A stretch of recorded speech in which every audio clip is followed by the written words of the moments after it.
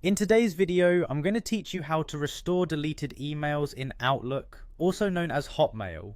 Whether you've accidentally deleted an important email or you're simply trying to reclaim a bit of history, this guide will walk you through the process step by step, and it only takes about 5 minutes. First, you'll need to head over to Outlook's website.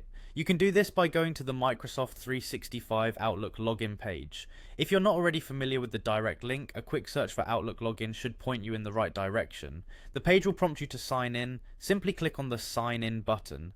If you're already logged in, this step will be a breeze. If not, you'll need to enter your credentials, your email, and your password, and then hit sign in. Once you're logged into your account, you'll find yourself on the Outlook home screen. Here you'll see your inbox and various folders on the left hand side. What you're looking for is the deleted items folder. It's typically listed amongst the main folders like inbox, sent, and drafts. Simply click on deleted items to access it. In this folder you'll see emails that were recently deleted.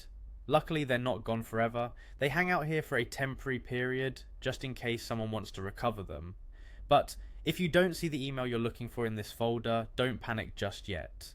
There is another option to restore emails that may have been permanently deleted. Look for a link that reads "Recover items deleted from this folder." This is an underappreciated part of Outlook's functionality. A lifesaver, really.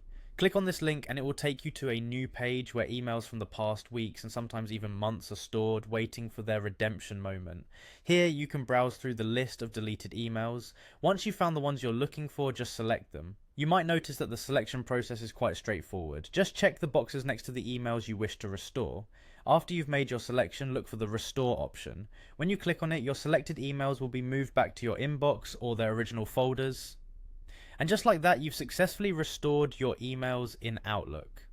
In closing, I hope this guide has been clear and helpful. Remember that even though we've shown you how to navigate the recovery process, timely action is crucial, as some emails might no longer be recoverable after a certain period. Thanks for following along, and be sure to keep this guide handy for any future email mishaps you might encounter.